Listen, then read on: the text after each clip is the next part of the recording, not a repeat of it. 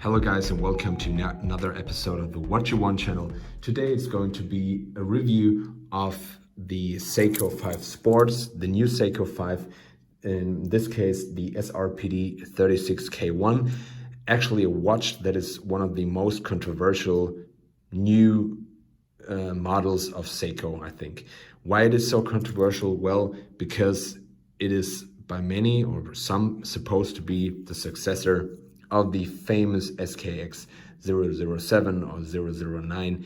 Those watches are really loved by watch collectors, by watch lovers, hobbyists out there. So of course it's going to be a very controversial thing if this thing is discontinued, which happened recently, and something new is issued which really resembles the predecessor. So let's come to the watch itself. The retail price, I think for this one was 279 euros, but you can get them cheaper. I think I get this one for around, it was 220 euros online. And I went for this model because I really like this green coloring, and not only the green bezel, but the green dial, which is more or less the Hulk style. So it comes with this Seiko bracelet. So far I didn't have experiences with Seiko metal bracelets, and let's say this is pretty basic. It's not bad at all. First of all, I was really skeptical.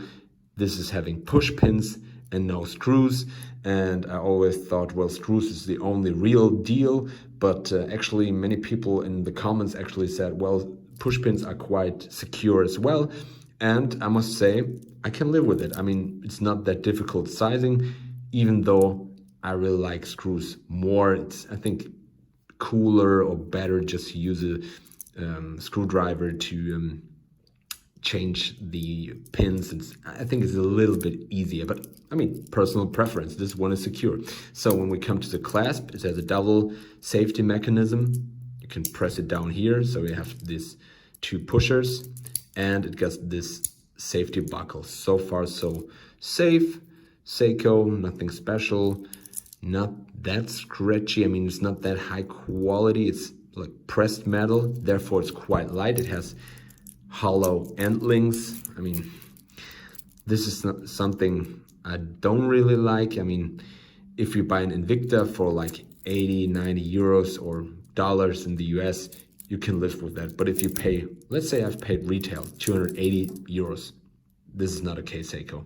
This is simply not okay. Okay, I'm buying it, I'm the one to blame. I know that, yes, I know that, but still we can expect a little bit more, even though I have to say that this 22mm bracelet is really comfortable on the wrist. Really comfortable, pretty lightweight, and wears great. The only thing I don't really like that it doesn't taper. It's 22 here, 22 there.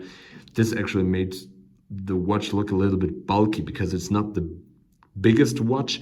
So the dimensions down here are not very, I mean, it would be cooler if it would have tapered at least to 20, would have been better to 80mm. So I'm thinking about getting maybe a Jubilee.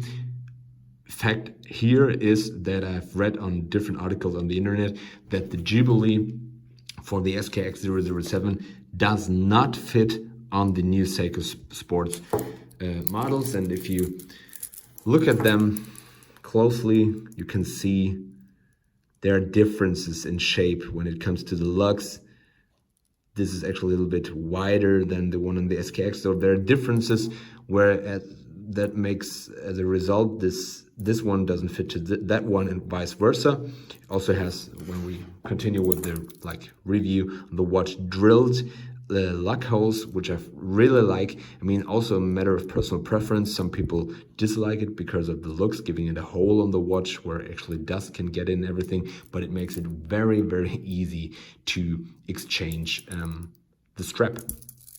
So if we come to the other exterior effects, it's stainless steel, the crystal is hard legs, no sapphire. This is what you get when you buy a Seiko. Of course, if you get it to the 800, 900 plus euro or dollar models, you can get sapphire also on the new Sumo, but so far no deal breaker for me. I think there's going to be a big aftermarket modding market for those watches. You probably can get a sapphire crystal. It has Lumi Bright.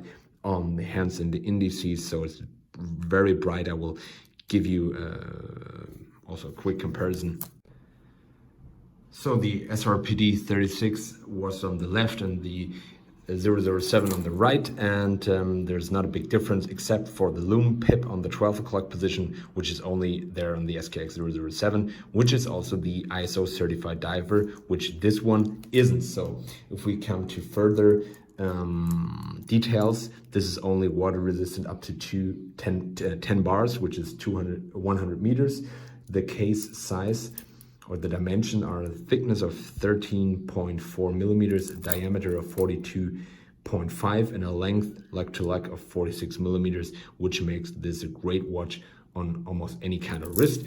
I have this 7-inch wrist, and I think it's a perfect size for my wrist, but also like smaller wrist and bigger wrist think can cope with this watch. When it comes to the movement, we can have a look at the movement. It has a see-through case back, which the SKX 007 doesn't, and which also makes this a more dressier piece. And it's not an ISO certified diver, so you always have to bear this in mind. The movement here is the 4R36 movement. It's automatic with manual winding. Quite nice, and it's also hackable. Also the difference to the SKX 007, which is not manual winding and has also no hacking. The accuracy of the watch is supposed to be plus 45 to minus 35 seconds per day, which isn't that great.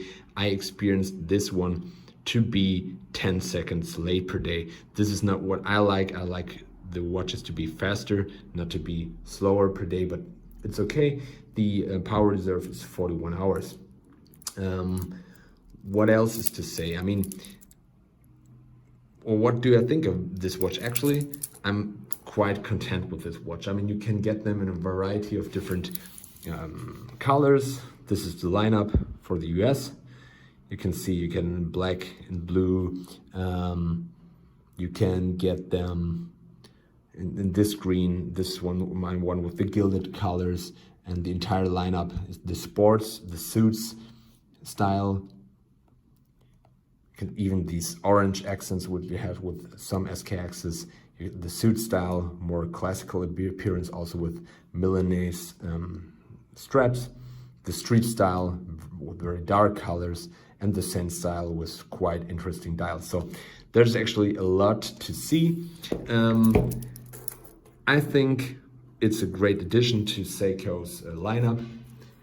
We simply have to come over the fact that the Seiko SKX 007 is discontinued. If you want to have one, go for it, because I think they will be gone pretty soon, even though a lot of them has been in production or has been produced. If you accept the Seiko 5 Sports as what it is, something new, something like between sporty and dressier, something to please many actually more people, then this actually is a quite nice watch. I mean, if you want to have a diver, you go for the Prospex line of Seiko. If you want to have a daily beater, daily rocker, that is actually pretty versatile, you can pick any of the Seiko 5 Sports. And just something that I almost forgot, you have these applied indices, which also makes a difference in appearance, which makes this look a little bit more refined than the SKX 007. It's actually a good deal. You always have to look for like bargains out there, because buying or paying the official retail price is actually too expensive in my eyes. 220 euros is just okay for this watch. Overall, I think a pretty good deal. I'm really interested. What do you think about the Seiko 5? Do you like it, or do you say it's just like a weak version, a downgrade from the SKX 007, or do you accept that it's something like similar, that is appreciating its like roots or its predecessor, and like transforming it to like the new decade, to make something new, to make Seiko also like interesting for different kind of people. So if you like this channel, please give me a thumbs up, leave some comments below in the comment section, and I would be really thankful if you would subscribe to my channel. Thank you very much.